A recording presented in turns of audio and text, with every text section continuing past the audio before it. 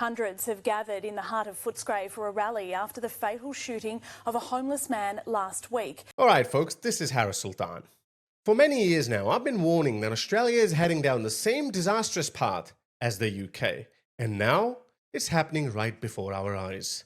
Migrant violence is rising, communities are on edge, and yet barely anyone is talking about it, not even during an election season. The silence is deafening. And when the police try to curb this violence by launching an operation called Show of Force, the woke brigade attacks the very people who are trying to keep our streets safe. They have pressured Victoria Police into deleting any trace of this newly launched operation. In this video, I'm going to break down some shocking recent cases of violent crimes involving migrants, the hypocrisy around police's response, and how woke activism is slowly dismantling the authority and morale of our police force, just like it did in the UK. I'll explain why we need to stand with Victoria Police and reject this defund the police madness before it takes root here, and why it's time for Australians to wake up and push back, or else lose Australia like the Brits have lost Britain. I'll also call out the double standards in media and activism, where violent offenders are defended and police are vilified, especially if the offender ticks the right identity boxes. I'll show how this culture of appeasement and cowardice is making Australia unsafe for you and me, and why the upcoming election on the 3rd of May is critical in deciding whether we continue down this self-destructive path or finally put our foot down. The UK has been consistently getting around 1,000 illegal migrants a week, mostly fighting-age men from very, very dangerous cultures, for almost a decade now. There is a legal route to get into this country. And if you pass the criteria in a criminal record check, you will get into it. We have so many potential terrorists in this country, we don't know anybody. You could be anybody for all we know. Thanks to hundreds of thousands of illegal migrants from Afghanistan, Syria, and North Africa entering the UK is now the proud knife crime capital of the world. But the story is not much different here in Australia either. Australia has just experienced a massive surge in migrant-related violence in recent months. Where should I start? Just last year, I covered this story where a 17-year-old African youth, a son of a refugee, brutally murdered an 87-year-old granny, Veline White. The poor 7-year-old granny was stabbed to death during a carjacking on February 3rd, 2024. That was last year. Just last week, a Vietnamese mum was kidnapped by 4 Middle Eastern-looking men, and then her body was found burned in a burnt-out car. Just 2 cases, Harris. That's nothing. You're lucky over there in Australia. Only if.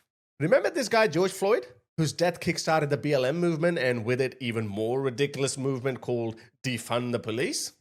This whole idea of defund the police is so incredibly stupid that you'd think that it would die in a month or so.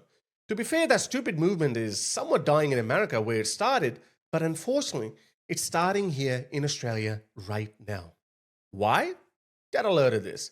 This is actually worse than the George Floyd incident. Look at this charmer, a Somali refugee, Abdi Ahmed, who on April 17th lunged at the police with a knife. The police were responding to a 000 call, Australia's 911, reporting a man was armed with a big knife.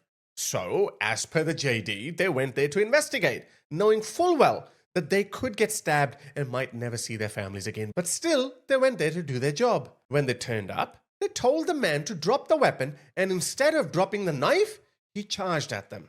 So they shot him in the balls and he died. And lo and behold, the woke brigade sprang into action and said this was racially motivated.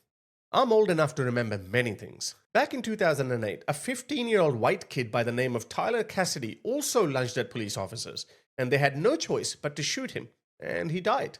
He was white. He wasn't black, but he was threatening to kill people, and he was charging at the officers with the intent to stab them.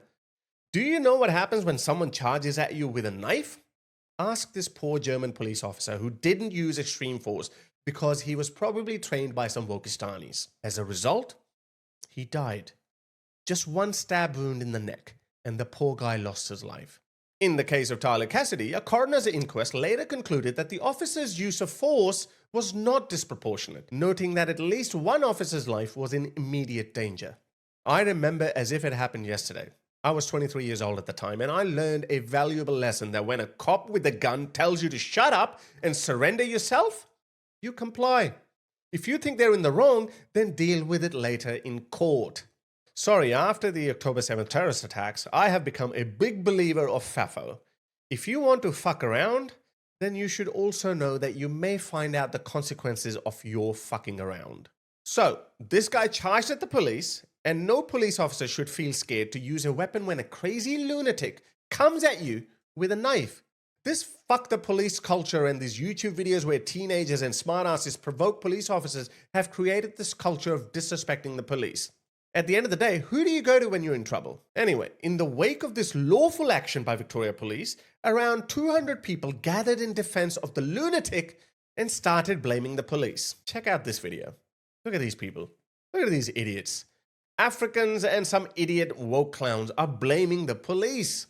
We're here in the middle of Footscray where a police protest against the death of 35-year-old Abdi Ahmed has just turned violent. We've seen members of the public throw glass and bottles at police, and another member of the public has to be crash tackled to the ground by officers as tensions rise. Here you can see people sitting on the ground as officers follow the wall and the boundary in the middle of the road.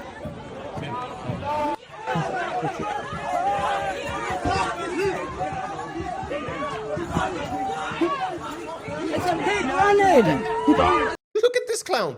He's wearing an ankle bracelet. He's probably a refugee and he's getting involved in a punch-on with a police officer? What kind of ungrateful criminals and monsters has Australia let in? Instead of being grateful for being in this great country, he's throwing punches at a copper. I left a third world country called Pakistan, and I am grateful that I made a move to this country. If this country wasn't good enough, I would have pissed off back to Pakistan. This culture of self-loathing is facilitated by far-left politicians, and I'm sorry, only an idiot will vote for them on the 3rd of May in our next election. Before you go, let me read some of the world's dumbest comments by the supporters of this guy. This protester, Burhan Ahmed, said, "To be honest, he was a gentleman." A gentleman carrying a gentle knife to gently stab a police officer. Well, in that case, I'm sorry, you shouldn't feel too bad about him getting gently shot in the nuts then. These kids are victims of the institutional system. They need mental health treatment. Our people are dropping out of school like flies with the spray. This goes back to my argument of culture. I'm sorry, if you can't instill a culture of education, respect, and law abidance in your next generation, then it's not the failure of Australia's institutional system. It's the failure of your culture. That's why more and more people are getting fed up with this and simply saying, mass deportation is the only solution. This guy further said, police have to earn the respect. They need to earn it so we feel safe. But at the moment, we don't feel safe. They don't feel safe, so they carry knives and charge at police officers? Stop charging at police officers with knives. Is that too much to ask? This guy was walking around with a knife and it was the public that called the police. Probably one of your own people called the police because they felt unsafe. Okay, I saved the best for the last. This guy says he needed care, kindness, and support, not to be met with deadly force. You know what? Next time a crazy lunatic charges at you with a knife, don't call the police. Offer him a counseling session.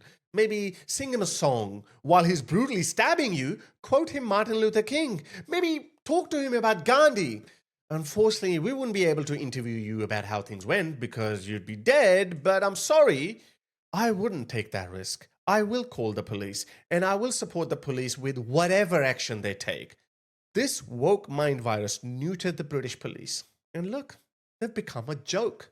The public, mostly non-native Brits, doesn't respect them anymore. They throw rubbish at them. They laugh at them. As a result, the British police run away in fear with their tails tucked between their legs. I don't want our police to be as toothless as them. This lefty politics of self-loathing is trying to do the same with the Australian police. Hey, look, I'm not simping for the police. I go 5Ks over the limit. I get a massive fine along with a lecture by a self-righteous police officer who probably himself was doing donuts in the car park. But we need them. Victoria Police, as flawed as you might be, I support you. These 200 loony clowns do not represent the majority of Australia. We need you. We don't want you to be afraid of doing your job like that poor German officer who hesitated and lost his life to an illegal Afghan migrant. You should be confident and you should know that you have the full support of the Australian public when dealing with violent and dangerous criminals.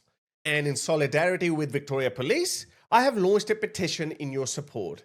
If you are an Australian or even a global citizen who is sick of seeing these rabid loony Wokistanis weakening our law and order institutions, then please sign the petition and do not let the Australian police go down the drain like the British police. Please come down, sir.